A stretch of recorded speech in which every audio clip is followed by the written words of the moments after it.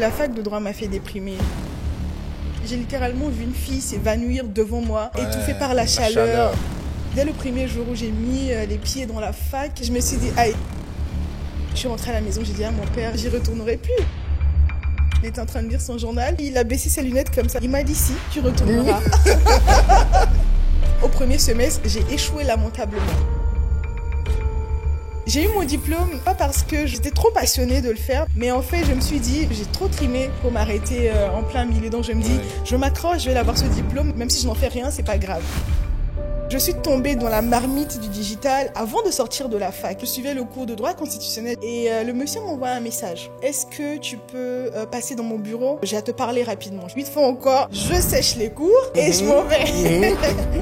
Il me dit voilà, ma responsable commerciale et marketing vient de démissionner. Du coup, j'ai besoin de quelqu'un pour gérer toute la partie communication digitale et tout ça. Et je dis oui, et dans ma clique, il n'y a que des boss. Mais quand je discute avec eux, je réalise qu'eux aussi ont le syndrome de l'imposteur. Ce qui me permet de dépasser un peu ce syndrome de l'imposteur, c'est de never stop learning. Quand on veut, on peut. Il ne faut pas se limiter. À moins que tu n'as pas faim, quoi. Tu penses que les gens n'ont pas faim? Ah, pas assez pour se bouger les fesses.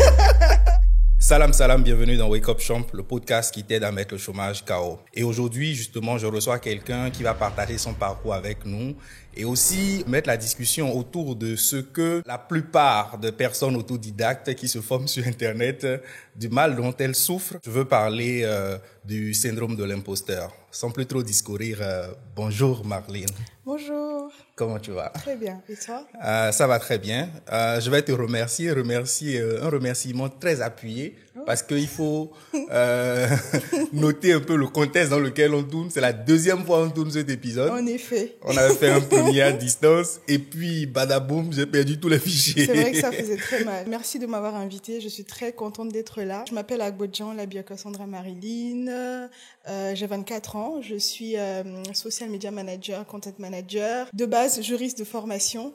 Mais du coup, cette année, ça fera 5 ans que je travaille exclusivement dans la communication digitale et que j'en vis plutôt pas mal. Tu rêvais d'être juriste à la base? Tu as très bien employé l'imparfait, je rêvais, mais je pense que je n'avais rien à faire en droit. Pourquoi je le dis? Parce que le choix d'aller en fac de droit, c'était pas un choix mature. J'ai regardé une série quand j'ai eu mon bac pendant les vacances. J'ai regardé Boston Legal.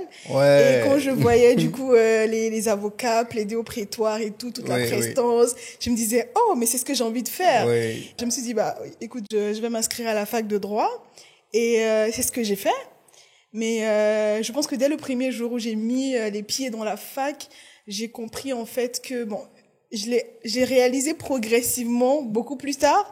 Mais je me suis dit, je sais pas si je suis à la bonne place. Déjà parce que, tu sais, moi j'ai fait l'université de Lomé et ceux qui vont regarder ce podcast, s'ils ont fait une université publique, ils te diraient un peu comment ça se passe. Tu vois, moi j'arrivais du coup à la fac avec mes rêves de jeune fille, je vais devenir avocate, etc.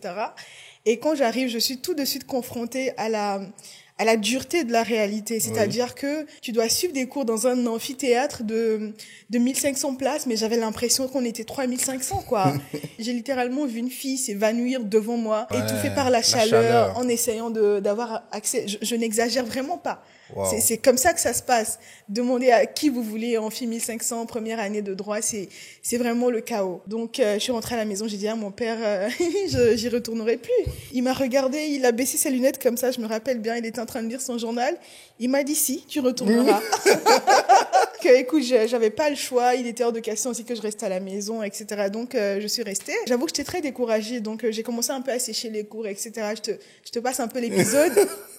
Mais, résultat, au premier semestre, j'ai échoué lamentablement. Wow. Oui, de tout mon parcours scolaire. Et ça a vraiment été une grosse claque. J'ai toujours été une bonne élève. Je dirais pas excellente, mais je faisais quand même partie des meilleures. Donc, j'arrive dans une fac où je pensais que je ferais aussi partie des meilleures. Et là, au premier semestre, je pense que sur 10 matières, j'en ai validé 2. Donc, je me suis dit, tiens, il se passe quelque chose là. Il a fallu que je bosse 2 fois plus pour les autres pour pouvoir, en plus des matières que j'avais nouvellement, valider toutes les matières. Là, pour moi, c'était une catastrophe. Je vais dire que la fac de droit m'a fait déprimer parce que oui. À ce point? Oui, littéralement. Je trouvais que c'était trop difficile. Je me sentais pas à la hauteur. Je réalisais en fait qu'il y a des gens qui se font facile 7 ans dans cette fac alors qu'on est là pour 3 ans de base. Je me demandais d'ailleurs si un jour j'allais sortir de cette fac. On est dans un système où on a la chance une fois de composer. Il n'y a pas de devoir. Enfin, vu le nombre d'étudiants, il n'y a pas de devoir, il n'y a pas d'interrogation. Donc, les examens, c'est one shot à la fin du semestre. Donc, t'as la chance de recomposer dans 2 matières principales. Les autres, c'est des matières secondaires. Donc, tu peux aller en rattrapage pour les matières principales. Mais toutes les matières secondaires, ça fait l'année prochaine. Ah, donc à force de faire ça, tu peux te retrouver bien sûr, tu peux. à faire 7 ans. Si par exemple, tu passes le premier examen, tu ne réussis pas. Tu vas en rattrapage pour les matières principales, d'ailleurs, et que tu réussis, tant mieux pour toi. Mais toutes les autres matières complémentaires qu'on dit que tu n'auras pas validées, tu reprends ça là. Oui, et le truc, c'est que tu peux passer en deuxième année, hein. Tu peux acheter tes crédits de deuxième année, mais du coup, les trucs de première année t'attendent. Et tant que tu n'auras pas tout validé, tu sors pas de la fac, quoi. Ouais. Et je pense que c'est tout ça qui m'a mis une pression folle. J'ai vraiment déprimé, mais bon. Sur le chemin, j'ai quand même rencontré des gens qui m'ont aidé à m'accrocher. Et finalement, je l'ai fait. J'ai eu mon diplôme, pas parce que j'étais trop passionnée de le faire, parce qu'à un moment, j'ai compris que j'avais pas ma place ici. Mais en fait, je me suis dit, il est hors de question que j'arrête, parce que j'ai trop trimé pour m'arrêter en plein milieu. Donc, je me dis, je m'accroche, je vais avoir ce diplôme, mais même si je n'en fais rien, c'est pas grave.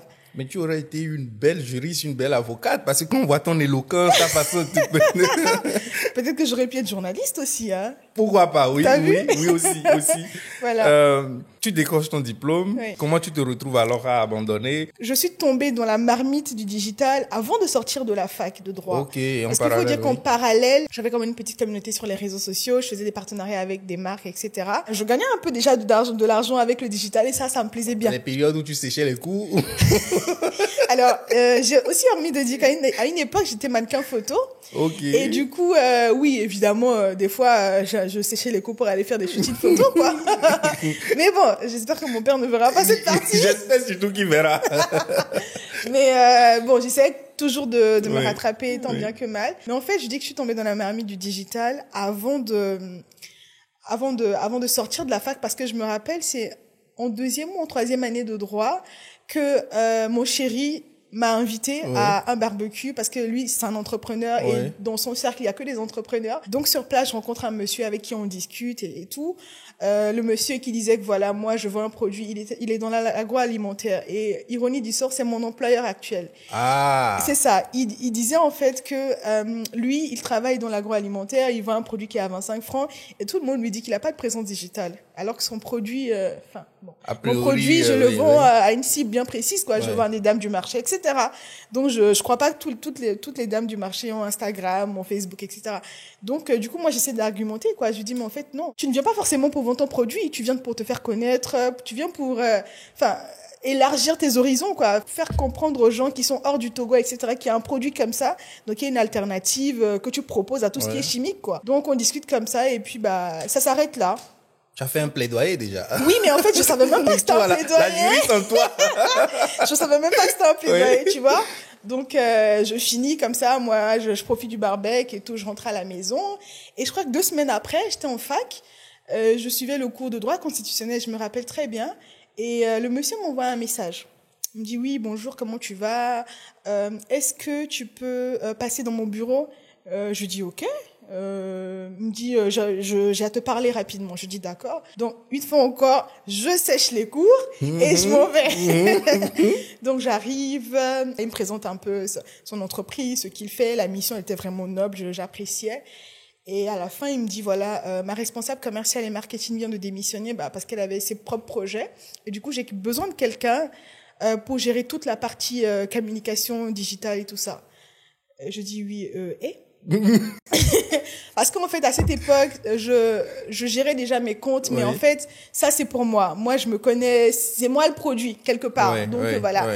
Mais du coup, quand tu me demandes de le faire pour une entreprise, je ne me sentais pas légitime de le faire. Le syndrome de l'imposteur. Donc, je me dis, non, ça va pas être possible. Enfin, je ne comprenais pas exactement pourquoi il me demandait ça à moi. Et là, je lui dis, oui, bon, moi, je fais une formation en droit, quoi. Moi, à l'époque encore, je voulais toujours faire de la diplomatie et tout ça. Donc, il me dit, oui, mais enfin, ça peut être un side job. Je te propose, t'es pas là tous les jours. Quand t'as pas de cours, tu peux venir, t'as un bureau et tout ça. J'étais pas convaincue. Dans ma tête, je n'étais pas la bonne personne pour faire ça. Et il a continué son plaidoyer jusqu'à ce qu'il me dise que j'aurai un salaire. Ah, je me dis, tiens.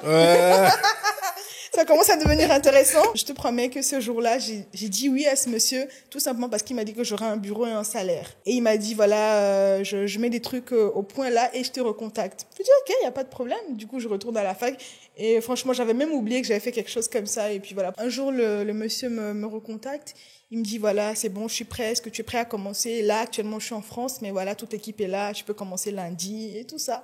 Je dis ok, c'est comme ça que j'ai commencé avec lui. Quand je suis arrivée, je t'avoue que j'avais pas totalement mes repères, mais je pense que j'avais quand même ma créativité. Oui. J'ai regardé un peu ce qui manquait, j'ai fait des propositions et il m'a dit je vois quelque chose en toi que peut-être toi-même tu ne vois pas encore. Et je pense qu'il a investi dans ce quelque chose-là. Ça va faire 5 ans que je suis avec ce monsieur et je bouge pas quoi. On peut dire que tu es chanceuse, non? Est-ce que je suis chanceuse? Je pense que j'ai su saisir une opportunité. Mais j'étais prête quand l'opportunité est arrivée, c'est ça. Parce qu'on peut beau être chanceux ou chanceuse, si tu n'es pas prête ou tu n'es pas le profil pour l'opportunité, bah ça te file sous le nez. C'est jamais de la chance, c'est du travail. Ah, on est totalement en phase. On est totalement en phase. Je suis d'accord avec toi. C'est parce qu'il a vu quelque chose auparavant. Lors le plaidoyer que tu as fait et tu étais préparé pour faire ce plaidoyer-là. C'est ça. Tu parlais tout à l'heure et on va rentrer un peu en profondeur dans le sujet. Tu parlais justement du syndrome de l'imposteur. Comment tu as pu... D'abord, c'est quoi? Comment toi tu définis ça? Et ensuite, on va parler un peu de comment tu as pu dépasser ça. Est-ce que j'ai pu le dépasser? Alors, moi, le syndrome de l'imposteur, c'est cette petite voix dans ta tête ou dans ton intérieur qui te dit « tu n'es pas légitime, tu n'es pas la personne ». Je pense que tout le monde a le syndrome de l'imposteur. En toute modestie, dans ma clique, il y a que des boss. Vraiment, c'est des femmes qui excellent, c'est des hommes qui ont la niaque, qui avancent. Mais quand je discute avec eux, je réalise que eux aussi ont le syndrome de l'imposteur. À un moment, je me demande, mais comment toi, tu arrives à faire ça? Tu as quand même ça. Et puis, tu as quand même le syndrome de l'imposteur. C'est cette voix que tu as dans ta tête qui te dit quasiment tout le temps, quand il faut y aller, non. Ce n'est pas toi, tu n'as rien à faire là-bas, de toute façon quand tu vas commencer tu vas échouer, qu'est-ce que les gens vont dire, etc., etc. C'est quelque chose qui met des barrières à ce qu'on peut accomplir quoi. C'est comme ça que je le définis en tout cas. Quelqu'un me posait la question si j'avais le syndrome de l'imposteur. J'ai répondu non, que voilà, dans toute ma vie où voilà, j'ai toujours fait des choses, je me suis toujours senti à l'aise à faire des choses. Et après, j'ai analysé, je me suis dit, c'était sans doute pas la bonne réponse parce que, comme tu l'as dit, tout le monde l'a. Et je me suis rendu compte que oui, je l'ai aussi en fait, je l'ai. Et ça me rapporte à une définition du courage. Quand on dit que le courage, ce n'est pas l'absence de la peur, mais c'est de faire même, c'est de dépasser la peur. C'est ça, on a tous le syndrome de l'imposteur. Un petit exemple, même les plus grands maîtres ou maîtresses de cérémonie, avant même d'aller sur scène, t'as le petit truc qu'on t'a dit, est-ce que je vais assurer alors que ça fait peut-être des années que tu fais ça, quoi. En fait, on a tous le syndrome de l'imposteur, mais je crois qu'on l'a de différents degrés. Mon syndrome de l'imposteur, c'est mon syndrome de l'imposteur. Il est peut-être différent de ton syndrome de l'imposteur. Donc, je pense que le syndrome de l'imposteur, on l'a tous, et ça s'apprécie au cas par cas, quoi. Cas par cas, c'est ça. D'abord, ce syndrome de l'imposteur, à ce moment pour toi, découlait de quoi? Qu'est-ce qui te faisait ressentir ça? C'est le fait que tu ne sois pas formé dans le domaine ou c'est quoi? C'est ça. En fait, jusqu'aujourd'hui, bon là, j'essaie un peu de le combattre, mais tu sais, des fois, je regarde des offres en ligne, parce que moi, dans mon plan de carrière, je sais exactement où j'ai envie de bosser, dans quel domaine j'ai envie de bosser. Ah oui. Je sais, c'est tracé. Là où je suis aujourd'hui, bon, je suis encore là pour un moment, mais je vais pas rester là éternellement. Je sais ce qu'il faut que je fasse pour arriver là où je dois arriver. Et des fois, je regarde des offres d'emploi en ligne et j'ai l'impression que c'est des offres qui sont taillées pour moi. Je me retrouve dedans, c'est mon profil. Je me dis, je peux le faire. Ça va me permettre de développer ma créativité, de me challenger, parce que moi, j'adore les trucs qui me challengent. Pendant longtemps, je ne postulais jamais. Pourquoi? Parce que j'ai jamais été dans une école de digital. C'est ça. Et du coup, je me dis, je ne suis pas légitime d'y aller. Même si je suis autodidacte, que voilà, j'ai quand même fait mes petites preuves, je me dis toujours que non, j'ai pas le diplôme, donc je peux pas y aller. Tu vois? Donc pour moi, quelque part, c'était le fait je me sentais un peu comme un imposteur, en fait. Parce que je me dis, oui, bon, en ce moment, le mec en moi, il avait vu, oui, voilà, il se débrouille bien avec son compte, mais ça veut pas forcément dire que je peux le faire pour une entreprise, quoi. Pour moi, le syndrome de l'imposteur découlait de ça. C'est comme si j'avais présenté quelque chose de fake et que je me prenais à mon propre jeu, mais en fait, non, c'était pas ça le cas. Ouais. Tu vois, c'était pas... Oui, donc pour moi, c'était l'absence de diplôme et le fait de ne pas me sentir comme la bonne personne pour faire ça. C'est vrai que tu continues de traîner ou on traîne ça de différentes façons. Exactement. Mais à ce moment, quand Oui. quand tu prends ton poste, tu avais un bureau, ton salaire. Qu'est-ce que tu fais pour dépasser ça, pour dépasser cette peur-là? Bah, j'apprends continuellement. Oui. Je continue d'apprendre. Comme le disent les Anglais, never stop learning. Yeah. Je travaille dans un domaine où tout va très très vite. Oui. Mais vraiment, Oui, si tu veux d'accord. t'asseoir sur tes lauriers, demain, tu C'est ça. tombes dans des études, Badaboum, ça sort de Là, partout. plus personne ne pense à Oui, toi. oui. Ce qui me permet de dépasser un peu ce syndrome de l'imposteur, c'est de continuer à apprendre. Oui. D'accumuler les certifications. Quelque part parce que, bon, sur mon CV, ça fait poids.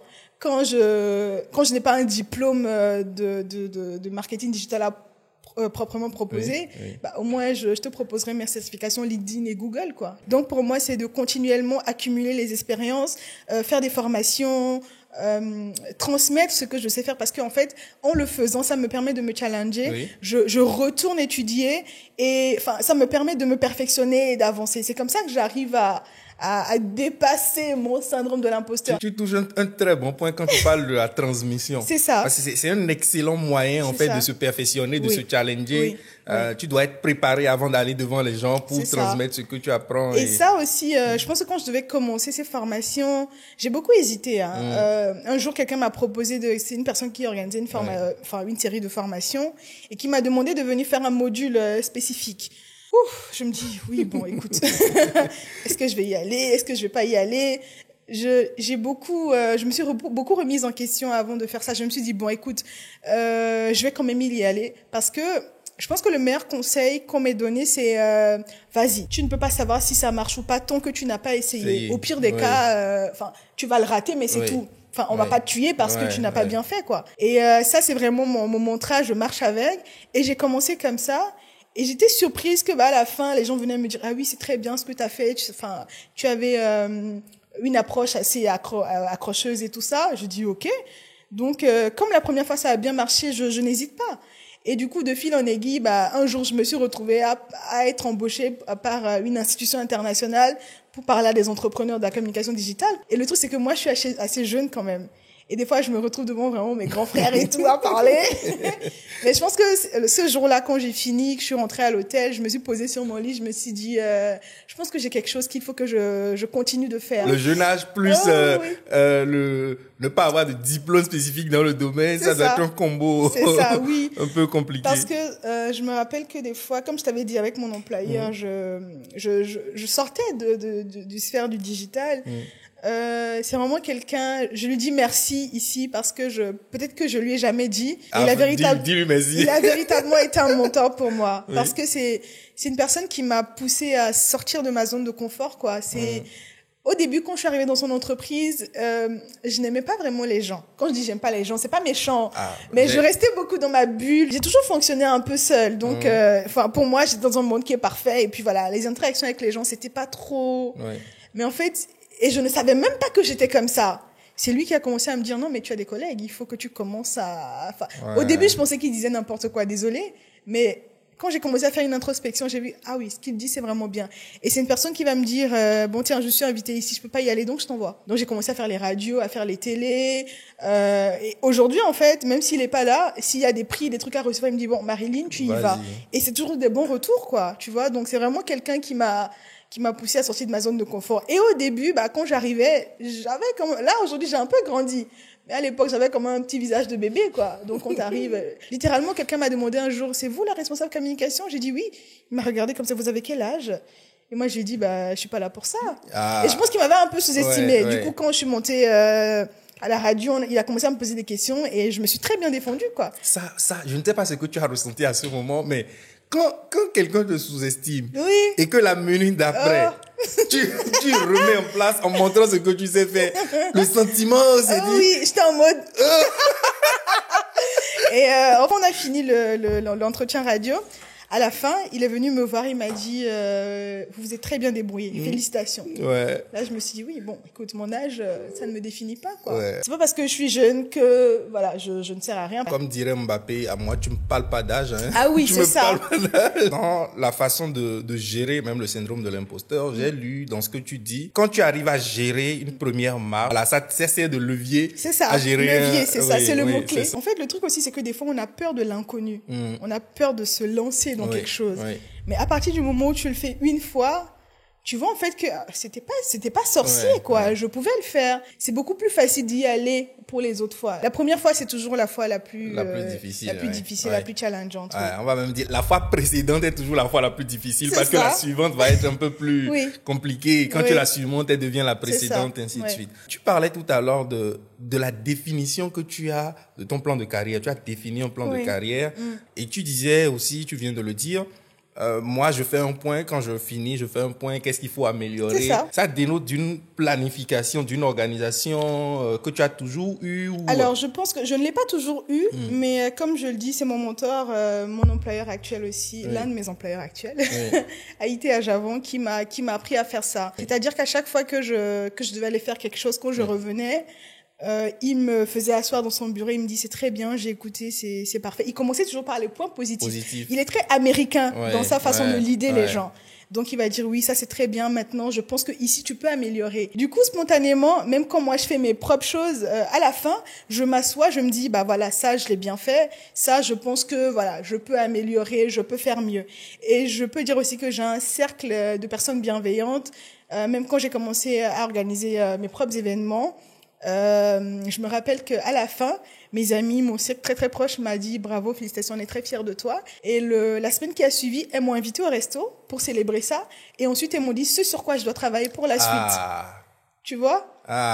J'aime vraiment le fait que quand tu dis, OK, on me félicite ce qui est bien, parce que les gens, pour être juste bienveillants, te disent oui, c'est bien, c'est parfait. Oui, c'est ça. Et parfois, on ne te fait pas des feedbacks qui font peut-être mal, mais qui sont constructifs. C'est ça. Tu as un très bon cercle, quoi. Moi, je te dis, je sais, et je vous aime trop. Pour ton cercle. Même si, moi aussi, j'ai quelques personnes autour de moi qui, et j'adore, je ne les remercierai jamais assez, je le dis souvent.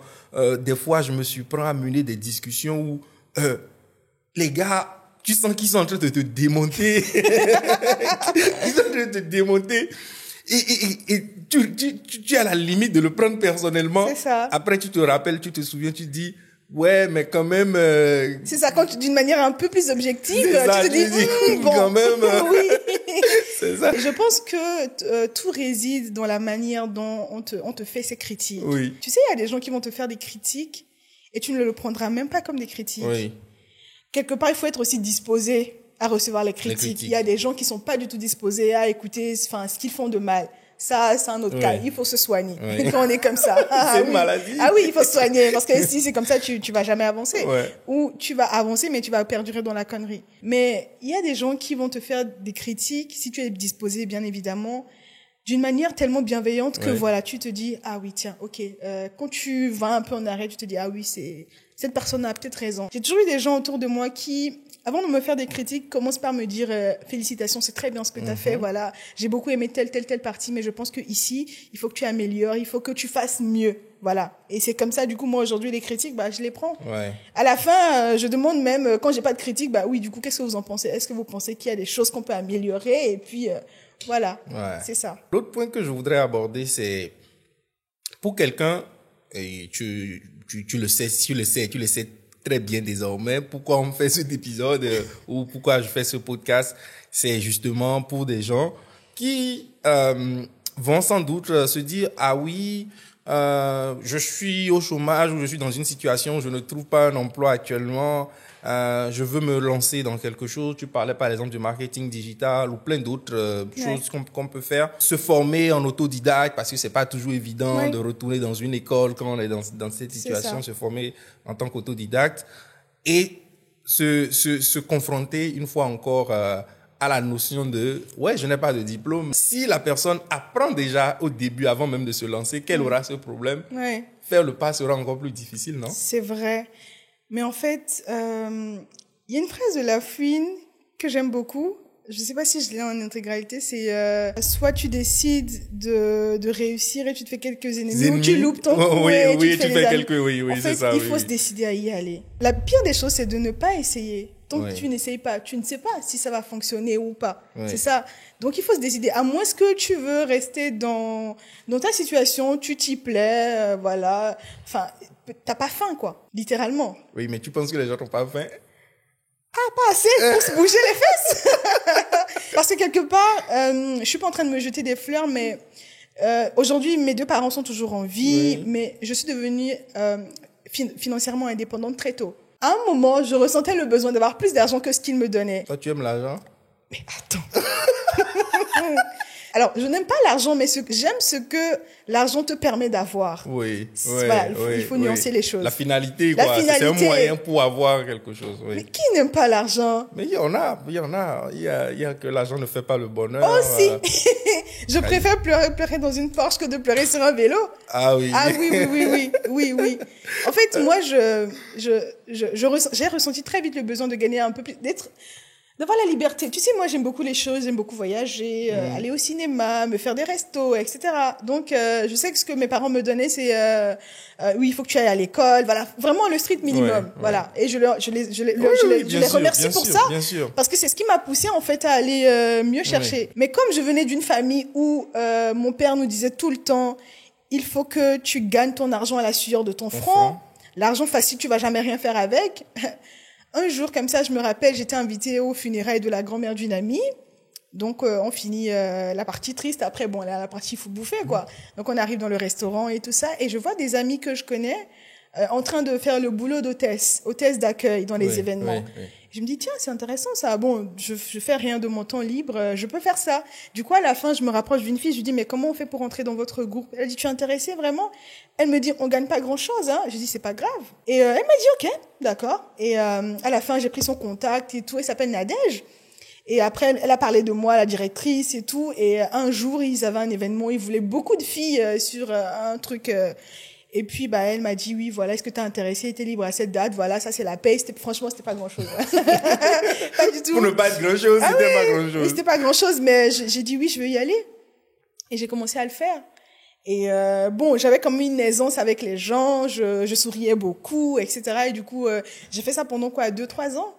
Et ça me permettait de rentrer dans des endroits où moi, la jeune étudiante en droit, je pouvais jamais aller. J'ai tissé des relations, j'ai connu des gens. J'ai même connu un gentil avocat qui m'a dit un jour, pense bien à ton plan de carrière parce que au Togo, c'est délicat. Parce qu'à un moment, je voulais vraiment me tourner vers la diplomatie, les relations internationales. Donc, le monsieur m'a dit, voilà, moi, je suis dans le truc, la réalité, c'est ça. Donc, vraiment, tu vois, si je n'étais pas allée dans ce travail, j'aurais jamais rencontré cette personne qui m'aurait donné ce conseil.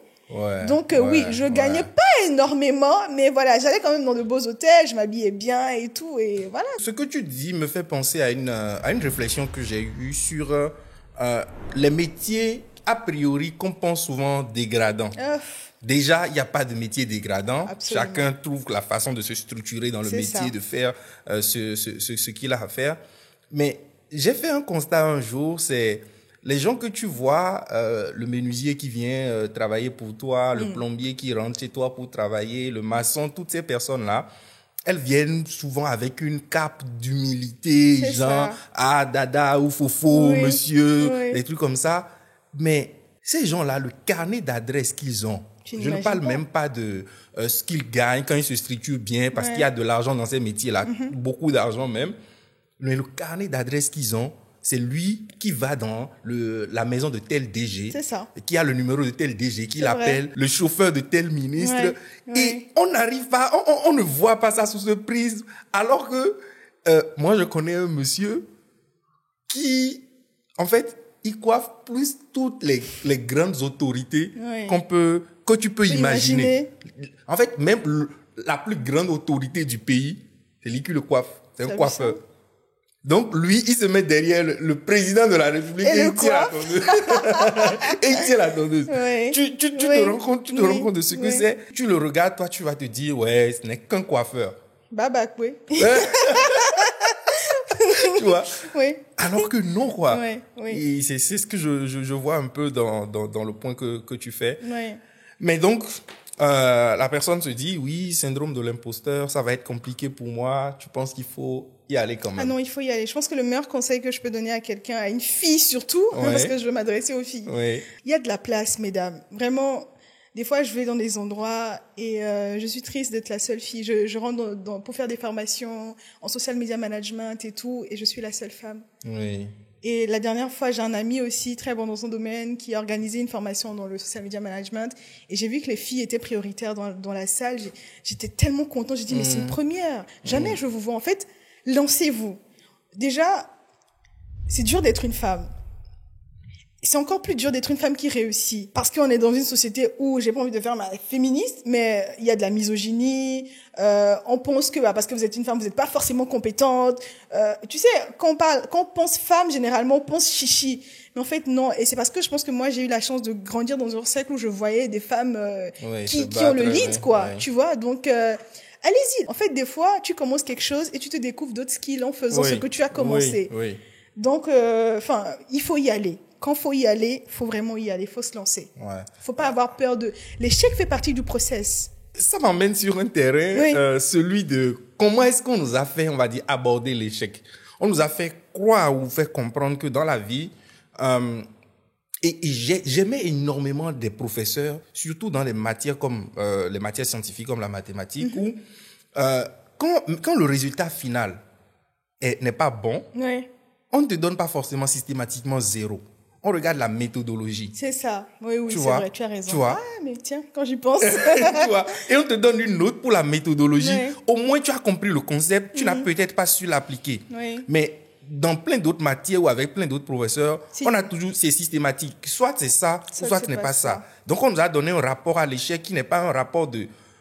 tu as essayé quand même. Tu as essayé, tu vois, tu as fait quelque chose, tu as apporté une solution. Ce n'est pas la bonne pour ce problème, mais tu as une méthodologie pour. Et si tu grandis dans ce type d'environnement, tu vas bannir l'échec. Je ne fais pas l'apologie de l'échec, mais je dis, c'est un processus dans lequel j'aime une belle phrase qui dit que le succès, c'est l'échec qui change soudain de cap.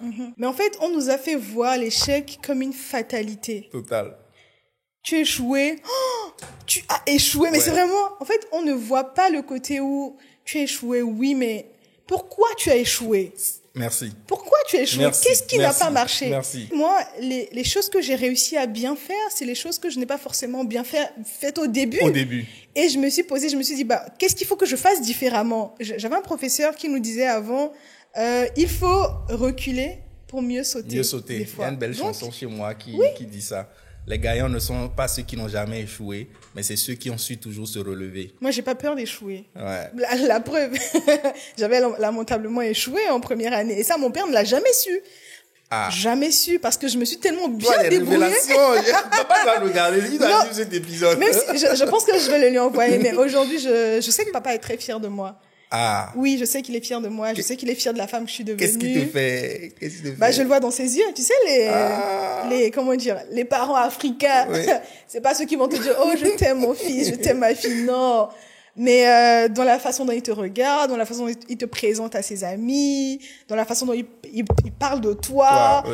Tu sens que oui, il est content de toi. Tu vois? C'est ça. Et même s'il regarde ça, je sais qu'aujourd'hui, même si j'ai séché les cours à un moment, je sais quand même qu'il est fier de moi. Moi, je n'ai pas peur d'échouer. Comme j'ai dit, j'avais lamentablement échoué, quoi. Sur 10 matières, j'avais validé, 2. Et à un moment, je pensais que non, mais c'est fini pour moi. Je dis, mais damn, moi, Marilyn. Je dis, comment c'est possible? C'est aussi une question de mindset, hein. Quand je suis arrivée, j'ai vu comment c'est compliqué d'avoir accès à l'amphi, les gens qui s'évanouissaient. Je me dis, mon Dieu. En fait, des fois, je me réveillais pour aller à la fac, j'avais la boule au ventre. Parce que je me disais, je vais aller encore me battre pour trouver une place. Et je comprends rien à ce que ce prof dit. J'avais pas les bons mécanismes. Et je ne fréquentais pas les bonnes personnes. Parce que, tiens, on est la somme des 5 personnes qu'on fréquente, dis donc. Oui, ce truc est très vrai. Parce que j'étais déjà énervée contre mon père parce qu'il m'a pas envoyé étudier, je sais pas, à Dakar, machin et tout. Tu vois? Donc, j'avais la haine, mais à un moment, je me suis dit, oui, bon, tu as la haine, tu traînes, tu échoues, mais tes années passent. En Mina, on dit, et toi, toi avant, quoi. Genre, tu vois, c'est, le reste, c'est pour toi. Oui, c'est dans ton chemin qu'il y a le visage, ou c'est dans le visage qu'il y a le chemin. Donc, voilà. Et du coup, j'ai commencé à traîner avec des gens qui, des gens qui pouvaient faire la fête, se retrouver au campus plage ou aller à la cantine au lieu d'être en cours. Et pendant un semestre, j'ai fait ça, j'ai vu les résultats. Tu parlais de l'autodiscipline et aussi du fait de faire le point. Là, on parle de l'échec. Oui, il faut échouer pour se relever. Mais tu soulignes aussitôt un point important. C'est le point que tu fais de pourquoi tu as échoué. C'est ça. Qu'est-ce qui n'a pas marché. Et j'aime bien cette phrase. Je l'ai entendue de Kerry James, mais je ne sais pas si elle est de lui. Il dit que la folie, c'est de faire la même chose encore et encore en espérant que le résultat change. C'est ça. C'est vrai. Non, tu vois. Et aussi la notion d'autodiscipline. Moi, j'aime à dire que s'il y a une chose que on peut pas enlever au système éducatif classique, et tu le soulignais, c'est moins présent à la fac, c'est le cadre de discipline qu'on t'impose. C'est ça. Parce que c'est compliqué d'apprendre seul, d'être livré à soi-même pour apprendre. Et encore plus pour quelqu'un aujourd'hui, tu lui dis, va apprendre sur Internet, autodidacte, tu sais même pas quoi apprendre, à quel moment l'apprendre. Tu sais pas par où commencer. Par où commencer, la rigueur qu'il faut derrière et tout.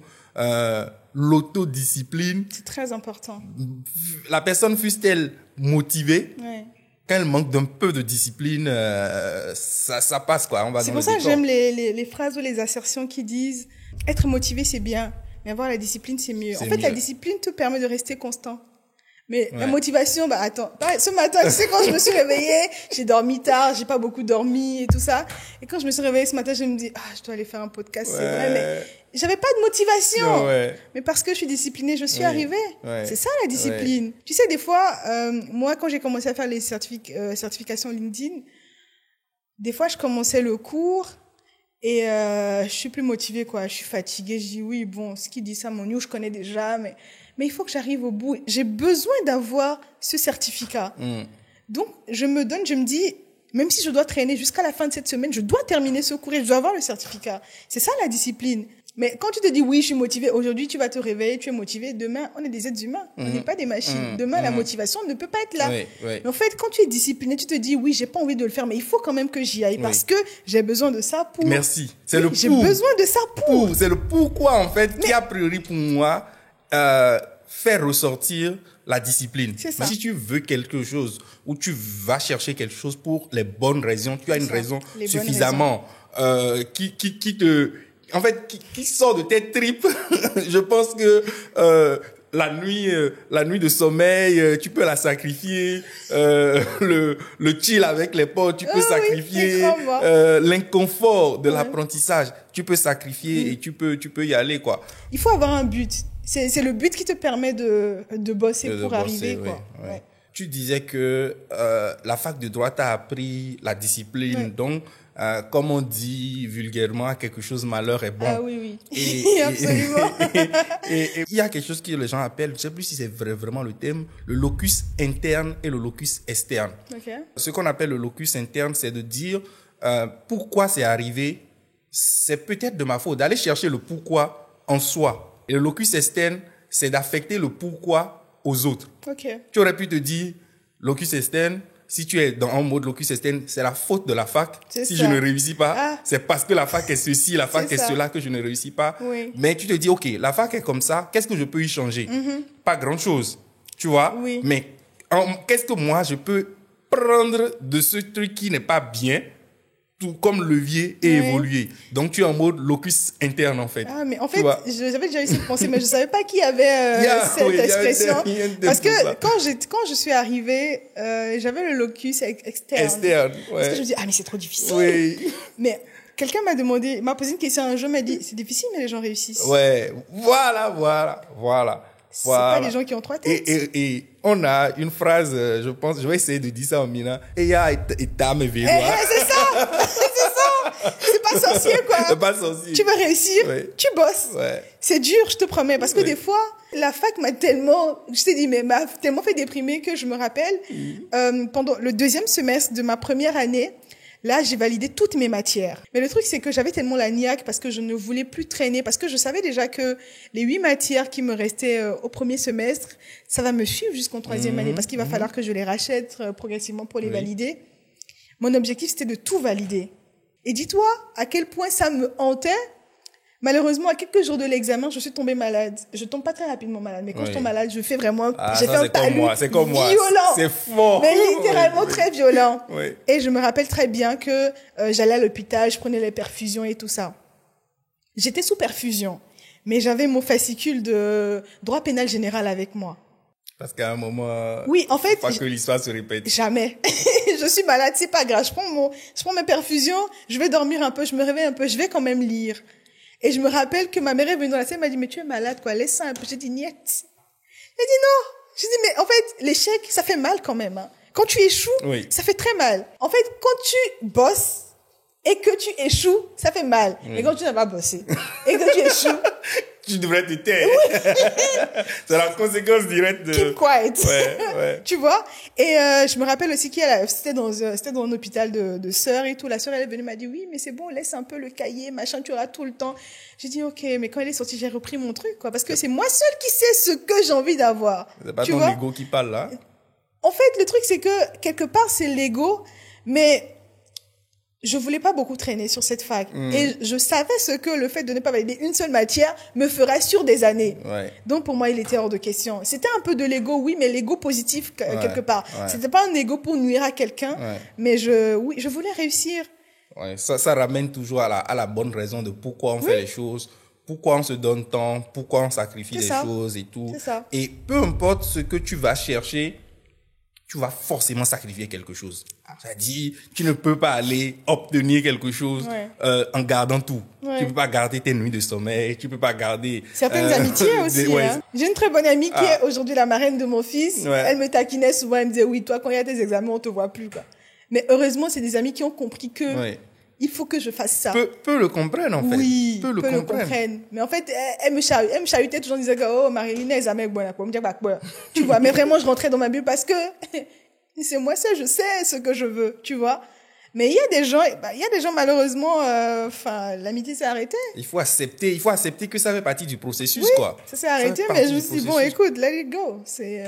J'en ai perdu d'autres, j'en ai gagné d'autres, et puis, tu vois, c'est comme si tu prends le métro, quoi. Il y a des gens qui descendent, il y a des gens qui montent, et puis, il faut l'accepter pour avancer. Voilà. L'analogie est très belle. La vie, c'est un métro. Il y en a qui montent, il y en a qui descendent. Attends, c'est comme les relations amoureuses, quoi. Oui, il y en a qui montent, et puis, finalement, tu arrives au terminus avec la bonne personne, ou pas. Mais voilà. Ou pas. Ou pas. Tu parlais tout à l'heure de... Et c'est pas que parler de ça. Moi, en te suivant, je vois beaucoup que la capacitation des femmes ou faire en sorte que les femmes prennent une place dans la société, c'est quelque chose qui te tient énormément à cœur. Je trouve que c'est vrai qu'il y a des efforts qui sont faits, mais on est quand même toujours très très peu représentés. On est sous-représentés. Et en fait, je trouve que il y a de la place, il faut occuper l'espace, tu vois. Moi, je connais des femmes qui sont intelligentes, qui font de belles choses, mais toujours le syndrome de l'imposteur les emmène à se cacher. Oui, c'est bien, mais bon, mais je connais des femmes qui sont architectes, mais vraiment, je me dis, mais wow, tu fais ça au quotidien? Mais bon, et je trouve que on manque de repères aussi en tant que femme. Les hommes ont beaucoup de repères. Et moi, je dis, mes repères, je n'ai pas eu besoin d'aller les chercher loin. Mes repères, c'est pas Oprah Winfrey, c'est pas Michelle Obama, non. Mes repères, c'est les femmes que je côtoie au quotidien. C'est vraiment des gens je les vois, je me dis, elle a fait ça. Elle a réussi. Je me dis, oh waouh, ça me donne envie de me dépasser, quoi, tu vois. Et du coup, il faut que ces repères-là se montrent pour que d'autres femmes, en fait, les jeunes filles ont besoin de savoir que c'est possible. Et quand tu vois des rôles modèles, quand tu vois des femmes qui ont réussi de la bonne manière...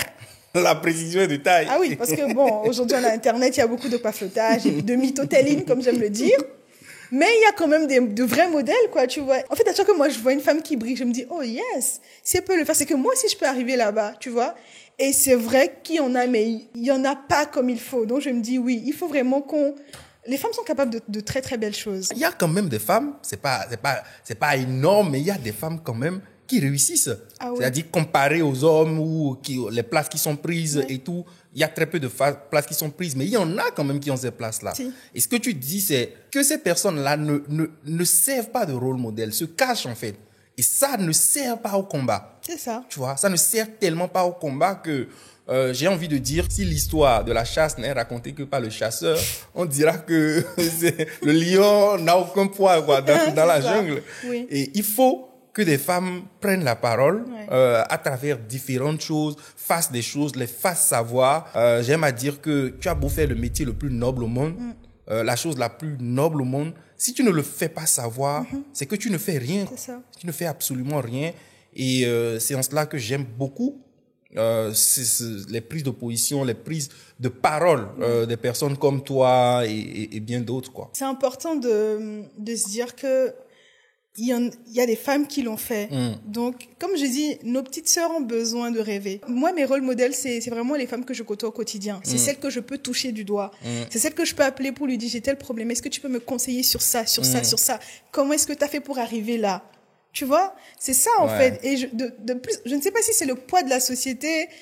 Il y en a qui disent que leur métier ne leur permet pas qu'elles doivent rester dans la discrétion et tout ça. Mais je pense qu'il y a du travail à faire. Nos petites sœurs ont besoin de savoir que c'est possible. De ne pas aller chercher trop loin, quoi. Autour de nous, il faut qu'on voit que oui, il y a des femmes qui brillent. Donc, si elle le fait, c'est que moi aussi, je peux arriver là-bas. Ça me fait même ramener sur la notion de baflotage, de mytho-telling dont tu parles et qu'on sort. C'est le fait peut-être d'aller chercher les rôles modèles trop loin. C'est ça. Qui fait que on va juste voir la surface. Tu n'as pas les mêmes réalités et tu n'as pas toute l'histoire. Tu ne peux pas contextualiser l'histoire, tu ne peux pas l'adapter à la meilleure façon. Tu ne peux que voir ça de loin. Et idéaliser. C'est ça. Donc, tu vas peut-être prendre la surface que tu vas revenir mettre sur toi ici. Mais les gens qui voient un peu le soubassement comprendront que tu es en train de raconter des conneries, quoi. tu vois. Tu te leurres totalement. Tu te leurres totalement. C'est ça. Tu te leurres totalement. Oui, ça, c'est humain, quoi. C'est pour ça que je dis que nos rôles modèles, on a besoin de les avoir autour de nous. Et c'est des gens qui me regardent et quand je fais ça, ils disent non, ça, c'est pas bien. Qui peuvent même me réprimander, me dire non, là, c'est bon, tu commences à déconner. Quand ils voient ça, c'est très bien, c'est bien, je t'aide en faisant ça, etc., quoi. Tu vois, c'est, l'importance des mentors. C'est ça. Il y a ça aussi, il faut que je le dise, c'est très important d'avoir des gens qui vous tirent vers le haut. Des gens qui sont au-dessus de vous, qui vous tirent vers le haut. Ayez l'humilité d'apprendre. Ayez l'humilité de servir aussi les gens. Parce que moi, je dis qu'il y a plus en donnant qu'en recevant. C'est en servant les autres que toi aussi, tu t'élèves, en fait. Donc vraiment, ayez des mentors. C'est très important. Ayez des mentors. Ayez des mentors. L'image qui me vient là, c'est quand tu te places dans la vie, tu as des gens qui sont, en haut, au-dessus de toi. Donc, les mentors. Il y a des gens qui sont sur le même palier que toi. C'est ça. Et il y a peut-être des gens qui sont en dessous de toi. Donc, ton rôle constamment, c'est de trouver le juste équilibre entre ces trois mondes-là. C'est ça. Donner à ceux qui sont en dessous de toi pour les tirer vers le haut. D'où la transmission. C'est ça. Ceux qui sont en dessous de toi vont te tirer aussi vers le haut. Mais dans cette relation, il faut mettre un accent particulier sur ce que tu viens de dire. C'est en donnant qu'on reçoit.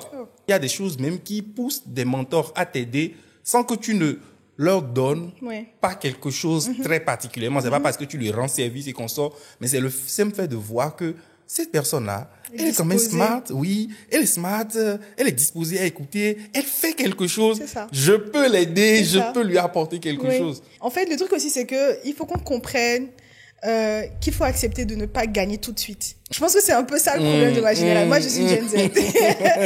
Mais en fait, notre problème, c'est que on veut gagner tout de suite. Oui, mais quand tu postes une photo et que tu dois avoir 10 likes, ça n'aide pas. Je comprends. Tu veux gagner, c'est facile de gagner des likes. Je comprends. C'est facile, ça n'aide pas. Mais en fait, ce que je veux dire, c'est que tu dis que tu postes une photo, tu as 10 likes. Aujourd'hui, j'ai une communauté de près de 26 000 sur Instagram.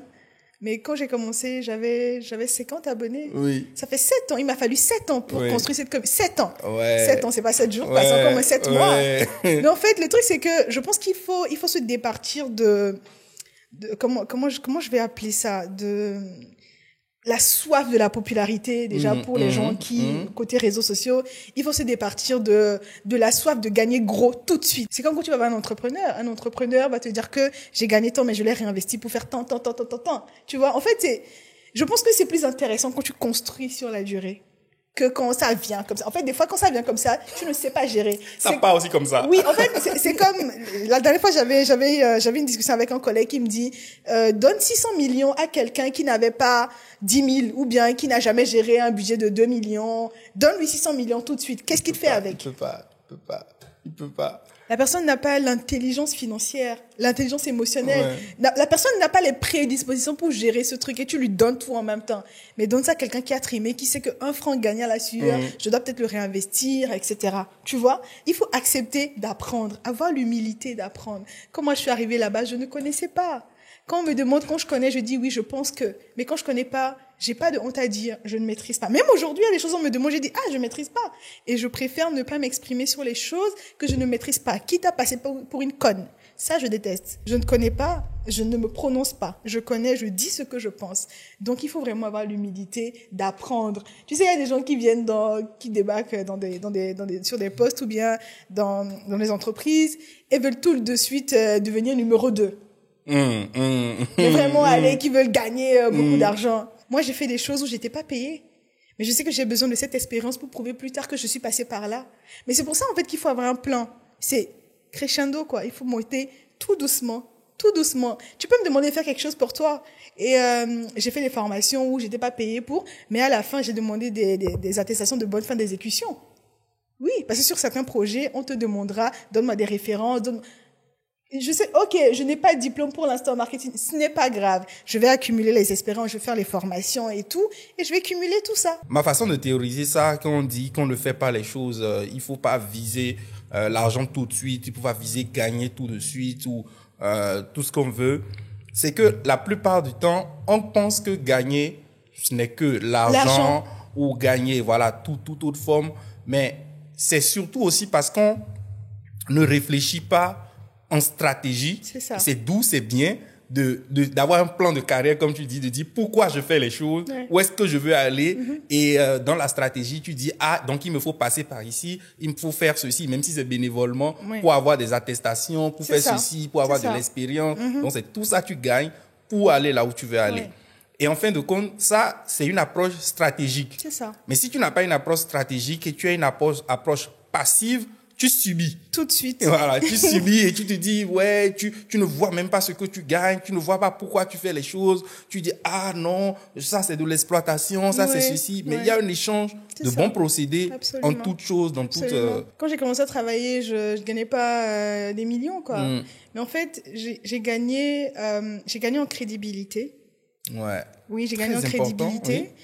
J'ai gagné en recommandation. Parce que mon employeur, c'est vraiment le genre de personne... Autant il a viré des gens en 2 semaines devant moi. Parce que c'est vraiment le genre de personne qui fonctionne pas en termes de diplôme. Je te dis qu'il est très américain dans sa façon de fonctionner. Oui.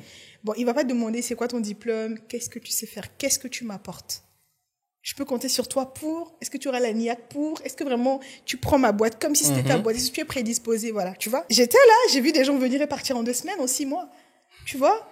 Mais c'est le genre de personne aussi, quand tu es bon, quand ils sentent que même si tu n'es pas très bon, mais que tu as la volonté d'apprendre, que tu t'améliores, que tu te perfectionnes, c'est le genre de personne qui va te recommander à chaque fois qu'il sera dans une pièce où on va parler d'argent et que ça a trait avec ton diplôme ou ton domaine, il va toujours parler de toi. Je me retrouve à travailler sur des projets, je me dis, oui, quand même. J'allais te demander tes faits d'âme. C'est quoi les projets sur lesquels... L'année dernière, j'ai travaillé pour une institution internationale. J'ai fait une mission où à la fin, j'ai beaucoup appris. J'ai rencontré une personne qui avait 40 ans de carrière dans la communication, de qui j'ai beaucoup appris sur le temps de cette mission-là. J'ai vu un peu comment ça fonctionnait un peu aussi l'univers là, et à la fin, ce qui a fait ma fierté au-delà de ce que j'ai pu gagner financièrement et tout, c'est qu'à la fin, sans lui demander, ma chef de mission m'a fait une lettre de recommandation. Et le jour, elle m'a envoyé la lettre de recommandation parce que j'avais fini ma mission et je suis partie. Quand j'ai lu cette lettre de recommandation, je me suis dit, je fais bien ce que je fais. Et quelque part, cette satisfaction, c'est beaucoup pour moi. Tu vois, parce que dans sa lettre de recommandation, vraiment, elle me décrit comme une personne qui est créative, qui est force de proposition. Je me dis, quelqu'un qui fait ça depuis 40 ans parle comme ça de moi, c'est que quand je me mets dedans, c'est que je le fais bien, tu vois. Et j'ai aussi travaillé comme chef projet digital sur un forum économique où, bon, on parle d'économie, en vrai, je ne connais pas grand-chose, mais j'ai vraiment su conduire toute l'équipe du début jusqu'à la fin. Et on a eu des félicitations du ministre et tout ça. Il y en a d'autres, mais ça, c'est les plus importantes pour moi. Oui. Tu as une base qui t'aide à faire ça. Tes études en droit et consorts t'aident vraiment à faire tout ça. Je pense que ce que la fac de droit m'a appris, et que je dirais toujours merci pour ça, même si je la fustige beaucoup, c'est que faire les études de droit, ça m'a permis de réfléchir de manière logique. Ça m'a permis de développer mon esprit critique. Et ça m'a aussi permis d'avoir un peu plus d'éloquence, quoi. Les jurys, c'est vraiment des gens, quand tu parles avec eux, dans la diction, vraiment, c'est, voilà. Donc, je pense que ça m'a appris beaucoup de choses. Et ça m'aide beaucoup dans mon parcours de tous les jours, même si aujourd'hui je ne suis pas devenue avocate ou encore moins diplomate. Moi, j'ai entendu quelque part un jour, quelqu'un m'a rapporté que, et ça me permet de faire un petit disclaimer, que j'encourageais les gens à ne pas aller à l'école. Peut-être parce que moi-même, j'y suis pas allé, que j'encourageais les gens à ne pas aller à l'école. Moi, le point n'a jamais été de dire il faut pas aller à l'école, même si je reproche beaucoup de choses à l'école. Je suis même radical, éducatif et tout. Il n'en demeure pas moins que ce que tu fais, tu n'as pas ta place là.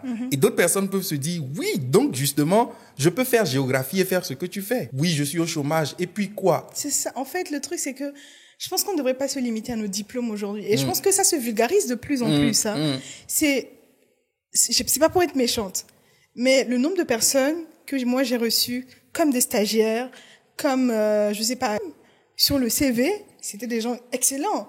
Mets-les devant le travail accompli. C'est catastrophique, en fait.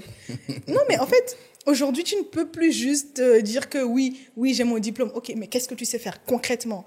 Parce que tu disais tout à l'heure que tu reprochais beaucoup de choses à notre système éducatif. J'ai l'impression que ce qu'on nous apprend à l'école n'est pas en phase avec nos réalités.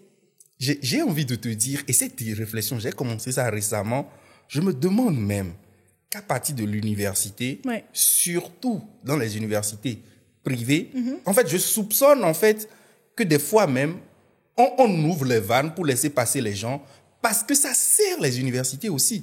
Parce que l'université a intérêt à faire savoir que il y a 100% de gens qui réussissent là-bas. L'université, de temps en temps, ouvre les vannes pour dire, allez-y, quoi. Allez-y. Parce que ça ne les engage en rien, en réalité. Et je ne sais pas si c'est pour ça. Chez nous, par exemple, même les universités privées, les étudiants en licence et en master, c'est devenu un diplôme d'État.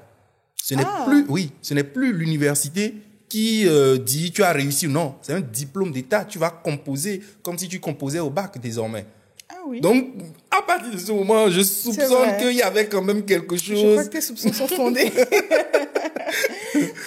mais c'est clair que oui. J'allais demander si tu penses qu'il y a quelque chose d'essentiel qu'il faut retenir de tout ce que tu as partagé avec nous. Je pense que ce qu'il faut retenir, c'est quand on veut, on peut. Hein.